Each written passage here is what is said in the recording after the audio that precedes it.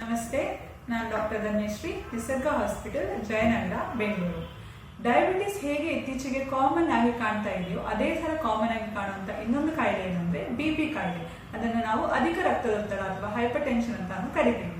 ಇವತ್ತಿನ ವಿಡಿಯೋದಲ್ಲಿ ಈ ಹೈಪರ್ ಟೆನ್ಷನ್ಗೆ ಏನೇನು ಕಾರಣಗಳು, ಯಾರ್ಯಾರಲ್ಲಿ ಸಾಮಾನ್ಯವಾಗಿ ಕಂಡುಬರುತ್ತೆ, ಇದರ ಲಕ್ಷಣಗಳು ಏನು, ಹಾಗೆ ಮನೆಯಲ್ಲಿ ಇದನ್ನ ಹೇಗೆ ನಿಯಂತ್ರಣದಲ್ಲಿ ಇಟ್ಕೋಬಹುದು ಅಂತ ತಿಳ್ಕೊಳ್ಳೋಣ. ಇದರ ಲಕ್ಷಣಗಳು ಏನು ಅಂದ್ರೆ, ಹಲವರಲ್ಲಿ ವಿಪರೀತ ಬೆವರು ಬರುವಂತದ್ದು, ತಲೆ ಸುತ್ತಿ ಬರುವಂತದ್ದು, ಇಲ್ಲ ವಿಪರೀತವಾಗಿ ತಲೆನೋವು ಬರುವಂತದ್ದು, ಇಲ್ಲ ನಿಮ್ಮ ಎದೆ ಬಡಿತ ನಿಮ್ಗೆ ಕೇಳಿಸ್ಕೊಳ್ಳುವಂತದ್ದು, ಈ ತರ ಲಕ್ಷಣಗಳು ಕಂಡು ಬರ್ಬೋದು. ಆದ್ರೆ ಇದು ಕೆಲವರಲ್ಲಷ್ಟೇ ಕಂಡು ಬರುತ್ತೆ. ಸಾಮಾನ್ಯವಾಗಿ ಹೆಚ್ಚಿನ ಜನರಲ್ಲಿ ಯಾವುದೇ ಲಕ್ಷಣಗಳು ಕಂಡು ಬರುವುದಿಲ್ಲ.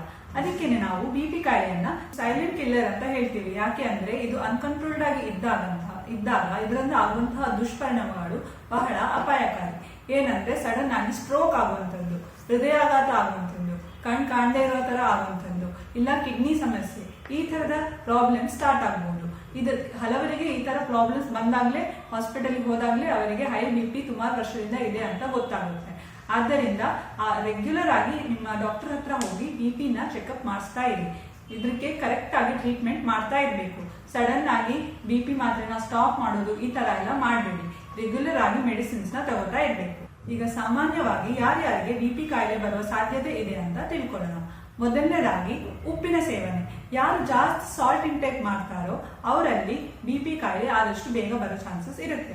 ಉಪ್ಪು ಅಂದ ತಕ್ಷಣ ಬರೀ ನಿಮ್ಮ ಅಡುಗೆಯಲ್ಲಿ ಯೂಸ್ ಮಾಡುವಂತ ಉಪ್ಪು ಅಲ್ಲ, ನೀವು ತಿನ್ನುವಂತಹ ಎಲ್ಲಾ ಪ್ರೊಸೆಸ್ಡ್ ಫುಡ್ ಅಲ್ಲಿ ಉಪ್ಪು ಇರುತ್ತೆ. ಮೇನ್ಲಿ ಸೋಡಿಯಂ ಕಂಟೆಂಟ್ ಇಂದ ಬಿಪಿ ಜಾಸ್ತಿ ಆಗೋ ಚಾನ್ಸಸ್ ಇರುತ್ತೆ. ಸೊ ನೀವು ತಿನ್ನುವ ಎಲ್ಲಾ ಪ್ರೊಸೆಸ್ಡ್ ಫುಡ್ ಅಲ್ಲಿ ಬೇಕಿಂಗ್ ಸೋಡಾ ರೂಪದಲ್ಲಿ ಇರ್ಬೋದು, ಅಜಿನಮೋಟೋ ಅಥವಾ MSG ಮೊನೋಸೋಡಿಯಂ ಗ್ಲುಟಮೇಟ್ ಅಂತ ಹೇಳ್ತೀವಿ, ಇದರ ರೂಪದಲ್ಲಿ ಇರ್ಬೋದು. ಈ ರೀತಿಯಾಗಿ ಬೇರೆ ಬೇರೆ ರೂಪದಲ್ಲಿ ಸಾಲ್ಟ್ ಅಥವಾ ಸೋಡಿಯಂ ಕಂಟೆಂಟ್ ಇರುತ್ತೆ. ಇದರಿಂದಾಗಿ ನಿಮ್ಮ ಬಿಪಿ ಜಾಸ್ತಿ ಆಗೋ ಚಾನ್ಸಸ್ ಇರುತ್ತೆ. ಹಾಗೆ ಅಧಿಕ ರಕ್ತದೊತ್ತಡದ ಕಾಯಿಲೆ ಬರೋ ಸಾಧ್ಯತೆ ಜಾಸ್ತಿ ಇರುತ್ತೆ. ಇದಲ್ಲದೇನೆ ನೀವು ತಿನ್ನುವ ಪ್ರೊಸೆಸ್ಡ್ ಫುಡ್ ಅಲ್ಲಿ ಟ್ರಾನ್ಸ್ ಫ್ಯಾಟ್ ಮತ್ತು ಸ್ಯಾಚುರೇಟೆಡ್ ಫ್ಯಾಟ್ ನ ಕಂಟೆಂಟ್ ತುಂಬಾ ಜಾಸ್ತಿ ಇರುತ್ತೆ. ಇದರಿಂದಾಗಿ ನಿಮ್ಮ ರಕ್ತದಲ್ಲಿ ಕೊಲೆಸ್ಟ್ರಾಲ್, ಟ್ರೈಗ್ಲಿಸರೈಡ್, LDL ಇವುಗಳೆಲ್ಲ ಜಾಸ್ತಿ ಆಗುತ್ತೆ. ಇವುಗಳು ಜಾಸ್ತಿ ಆದಾಗ ನಿಮ್ಮ ರಕ್ತನಾಳದಲ್ಲಿ ರಕ್ತದ ಫ್ಲೋವಿಗೆ ಅಡ್ಡಿ ಆಗುತ್ತೆ. ಇದರಿಂದಾಗಿ ಮತ್ತೆ ನಿಮಗೆ ಬಿಪಿ ಜಾಸ್ತಿ ಆಗೋ ಚಾನ್ಸಸ್ ಇರುತ್ತೆ. ಹಾಗೆಯೇ ಯಾರ ಊಟದಲ್ಲಿ ಫ್ರೂಟ್ಸ್ ಮತ್ತೆ ವೆಜಿಟೇಬಲ್ಸ್ ನ ಪ್ರಮಾಣ ತುಂಬಾ ಕಡಿಮೆ ಇದೆಯೋ ಅವರಲ್ಲಿ ಕೂಡ ಬಿಪಿ ಕಾಯಿಲೆ ಬರುವ ಸಾಧ್ಯತೆ ಜಾಸ್ತಿ ಇರುತ್ತೆ. ಹಾಗೇನೆ ಆಲ್ಕೋಹಾಲ್, ಟೊಬ್ಯಾಕೊ, ಸ್ಮೋಕಿಂಗ್ ಈ ಅಭ್ಯಾಸ ಇದ್ದರೆ ಅದಕ್ಕೆ ಕೂಡ ನಿಮಗೆ ಹೈಪರ್ ಟೆನ್ಷನ್ ಬರೋ ಚಾನ್ಸಸ್ ಇರುತ್ತೆ. ಹಾಗೇನೆ ನೀವು ನಿದ್ರೆ ಚೆನ್ನಾಗಿ ಮಾಡದೇ ಇದ್ರೆ, ಶಿಫ್ಟ್ ಕೆಲಸ ಇದ್ರೆ ಅಂದ್ರೆ ನೈಟ್ ಡ್ಯೂಟಿ, ಡೇ ಡ್ಯೂಟಿ ಈ ತರ ಕೆಲಸ ಮಾಡೋರಿಗೆ ಜಾಸ್ತಿ ಬಿಪಿ ಕಾಯಿಲೆ ಬರೋ ಸಾಧ್ಯತೆ ಇರುತ್ತೆ. ಹಾಗೇನೆ ಫಿಸಿಕಲ್ ಆಕ್ಟಿವಿಟಿ, ಯಾವುದೇ ರೀತಿಯಾದ ಎಕ್ಸರ್ಸೈಸ್, ವ್ಯಾಯಾಮ ಏನೂ ಮಾಡದೇ ಇದ್ರೆ, ನಿಮ್ಮ ತೂಕ ತುಂಬಾ ಜಾಸ್ತಿ ಇದ್ರೆ ಅಂತವರಲ್ಲಿ ಕೂಡ ಹೈಪರ್ ಟೆನ್ಷನ್ ಬರುವ ಚಾನ್ಸಸ್ ಜಾಸ್ತಿ ಇರುತ್ತೆ. ಇದರಲ್ಲೇನೆ ಜಾಸ್ತಿ ಸ್ಟ್ರೆಸ್ ತಗೊಳ್ಳೋರು, ಹಾಗೇನೆ ನಮ್ಮ ಏಜ್ ಜಾಸ್ತಿ ಆಗ್ತಾ ಇದ್ದ ಹಾಗೆ ನಿಮ್ಗೆ ಹೈಪರ್ ಟೆನ್ಷನ್ ಬರುವ ಚಾನ್ಸಸ್ ಕೂಡ ಜಾಸ್ತಿ ಆಗ್ತಾ ಹೋಗುತ್ತೆ. ಇನ್ನೊಂದು ಫ್ಯಾಮಿಲಿ ಹಿಸ್ಟ್ರಿ, ನಿಮ್ಮ ತಂದೆ ತಾಯಿ, ಅಜ್ಜ ಅಜ್ಜಿ ಯಾರಿಗಾದ್ರೂ ಬಿಪಿ ಕಾಯಿಲೆ ಇದ್ರೆ ನಿಮಗೆ ಕೂಡ ಬರುವ ಚಾನ್ಸಸ್ ರಿಸ್ಕ್ ತುಂಬಾ ಜಾಸ್ತಿ ಇರುತ್ತೆ. ಇದಲ್ಲದೇನೆ ನಿಮ್ಗೆ ಯಾವ್ದಾದ್ರೂ ಬೇರೆ ಡಿಸೀಸಸ್ ಇದ್ರೆ ಅಂದ್ರೆ ಡಯಾಬಿಟೀಸ್ ಅಥವಾ ಕಿಡ್ನಿ ಸಂಬಂಧಿತ ಕಾಯಿಲೆ ಇದ್ರೆ ಅವರಲ್ಲಿ ಹೈಪರ್ ಟೆನ್ಷನ್ ಸಮಸ್ಯೆ ಬರುವ ಸಾಧ್ಯತೆ ತುಂಬಾ ಜಾಸ್ತಿ ಇರುತ್ತೆ. ಹಾಗಾದ್ರೆ ನಾವು ಇದನ್ನ ಮನೆಯಲ್ಲೇ ಹೇಗೆ ನಿಯಂತ್ರಣದಲ್ಲಿ ಇಟ್ಕೋಬಹುದು ಅಂತ ತಿಳ್ಕೊಳ್ಳೋಣ. ಮೊದಲಿಗೆ ಡಯಟ್. ಸೊ ಮೊದಲಿಗೆ ಏನೇನು ನೀವು ಅವಾಯ್ಡ್ ಮಾಡಬೇಕು ಅಂತ ಕರೆಕ್ಟ್ ಆಗಿ ತಿಳ್ಕೊಳ್ಳೋಣ. ಮೊದಲಿಗೆ ಉಪ್ಪಿನ ಪ್ರಮಾಣ, ಸಾಲ್ಟ್ ಇಂಟೇಕ್. ಸೊ ಜನರಲ್ ಆಗಿ ಹೆಲ್ದಿ ಇಂಡಿವಿಜುವಲ್ಸ್ಗೆ 2000 mg ಅಂತ ನಾವು ಹೇಳ್ತೀವಿ. ಅಂದ್ರೆ 1 ಸ್ಪೂನಿನಷ್ಟು ಉಪ್ಪು ಸಾಕಾಗುತ್ತೆ. ನಿಮ್ಗೆ ಬಿಪಿ ಕಾಯಿಲೆ ಇದ್ರೆ 1/4 ಸ್ಪೂನ್ನಷ್ಟೇ ಸಾಲ್ಟ್ ಅನ್ನ ಯೂಸ್ ಮಾಡಕ್ಕೆ ಟ್ರೈ ಮಾಡಿ. ಅದು ಬರೀ ಅಡಿಗೆಯಲ್ಲಿ ಮಾತ್ರ ಅಲ್ಲ, ನೀವು ತಿನ್ನುವಂತಹ ಎಲ್ಲಾ ಆಹಾರದಲ್ಲಿ ಸೇರಿ 3/4 ಚಮಚಕ್ಕಿಂತ ಕಮ್ಮಿ ಉಪ್ಪನ್ನ ಬಳಕೆ ಮಾಡಬೇಕು. ಉಪ್ಪು ಇರುವಂತಹ ಆಹಾರವನ್ನ ಆದಷ್ಟು ಕಡಿಮೆ ಮಾಡಕ್ಕೆ ಟ್ರೈ ಮಾಡಿ. ಹಾಗೇನೆ ರೆಡ್ ಮೀಟ್ ತಿನ್ನೋರು ಅಂದ್ರೆ ಮಟನ್ ಮತ್ತೆ ಪೋರ್ಕ್ ಇವನ್ನ ಕಂಪ್ಲೀಟ್ ಆಗಿ ಬಿಡ್ಬೇಕು. ಹಾಗೆ ಕಾಫಿ, ಟೀ ಜಾಸ್ತಿ ಕುಡಿಯೋರು ಕೆಫೀನ್ ಕಂಟೆಂಟ್ ಇರುವಂತಹ ಆಹಾರವನ್ನ ಕಂಪ್ಲೀಟ್ ಆಗಿ ಬಿಡ್ಬೇಕು. ಹಾಗೇನೆ ಆಲ್ಕೋಹಾಲ್, ಸ್ಮೋಕಿಂಗ್ ಮಾಡ್ತಾ ಇದ್ರೆ ಅದನ್ನ ಕಂಪ್ಲೀಟ್ ಆಗಿ ಬಿಡ್ಬೇಕು.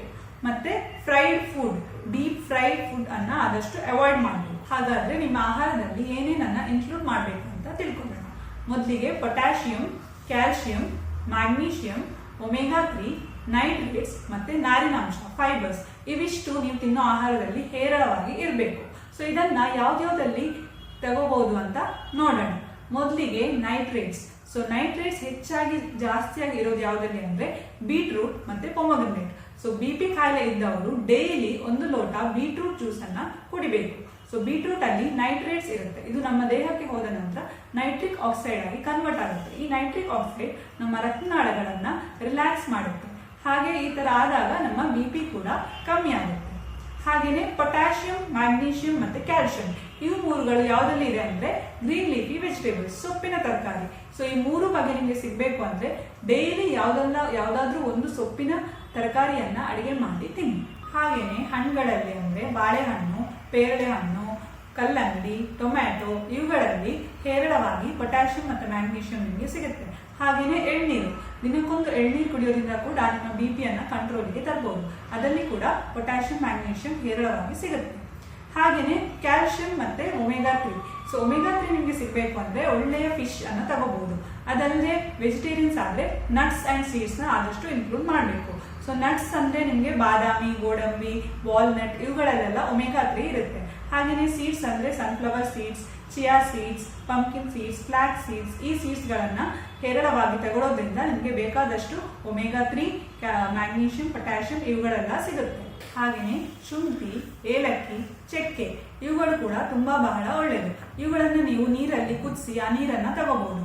ಈ ತರ ಮಾಡೋದ್ರಿಂದ ಕೂಡ ನಿಮಗೆ BP ಅನ್ನ ಕಂಟ್ರೋಲ್ಗೆ ತರಕ್ಕೆ ಹೆಲ್ಪ್ ಆಗುತ್ತೆ.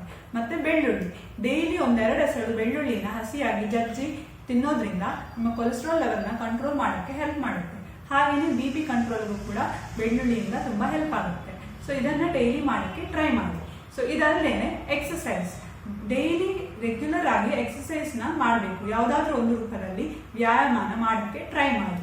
ಹಾಗೇನೆ ತುಂಬಾ ಸ್ಟ್ರೆಸ್ ಇರೋರು ಆದಷ್ಟು ಪ್ರಾಣಾಯಾಮ, ಬ್ರೀದಿಂಗ್ ಎಕ್ಸಸೈಸ್ ಮಾಡೋದ್ರಿಂದ BP ಅನ್ನ ಸ್ವಲ್ಪ ಕಂಟ್ರೋಲ್ಗೆ ತರಕ್ಕೆ ಹೆಲ್ಪ್ ಆಗುತ್ತೆ. ಇದಲ್ದೇನೆ ನಿಮ್ಗೆ ತುಂಬಾ BP ಹೈ ಇದೆ ಅಂತ ಅಂದ್ರೆ ಇನ್ಸ್ಟೆಂಟ್ ಆಗಿ ಮನೇಲಿ ಏನ್ ಮಾಡ್ಕೋಬಹುದು ಅಂದ್ರೆ ಐಸ್ ಮಸಾಜ್. ಸೊ ಒಂದು 4 ಐಸ್ ಅನ್ನ ಬಟ್ಟೆಯಲ್ಲಿ ಕಟ್ಬಿಟ್ಟು ನಿಮ್ಮ ತಲೆ, ಕತ್ತು ಮತ್ತೆ ಬೆನ್ನಿನ ಭಾಗಕ್ಕೆ ಉಜ್ಜೋದ್ರಿಂದ ನಿಮ್ಮ BP ಅನ್ನ ರೆಡ್ಯೂಸ್ ಮಾಡಕ್ಕೆ ಹೆಲ್ಪ್ ಮಾಡುತ್ತೆ. ಇದೆಲ್ಲ ಟಿಪ್ಸ್ ಅನ್ನ ಫಾಲೋ ಮಾಡಿ ನಿಮ್ಮ BP ಅನ್ನ ಆದಷ್ಟು ಕಂಟ್ರೋಲ್ ಅಲ್ಲಿ ಇಟ್ಕೊಳ್ಳಕ್ಕೆ ಟ್ರೈ ಮಾಡಿ. ನೆಗ್ಲೆಕ್ಟ್ ಮಾಡಬೇಡಿ. ನಾನು ಆಗ್ಲೇ ಹೇಳಿದಾಗ ಇದನ್ನ ಸೈಲೆಂಟ್ ಕಿಲ್ಲರ್ ಅಂತ ಹೇಳ್ತೀವಿ. ಸೊ ಇದರ ಸೀರಿಯಸ್ನೆಸ್ ನ ತಿಳ್ಕೊಂಡು ಆದಷ್ಟು ಕಂಟ್ರೋಲ್ ಅಲ್ಲಿ ಇಟ್ಕೊಳ್ಳಕ್ಕೆ ಟ್ರೈ ಮಾಡಿ. ಧನ್ಯವಾದ.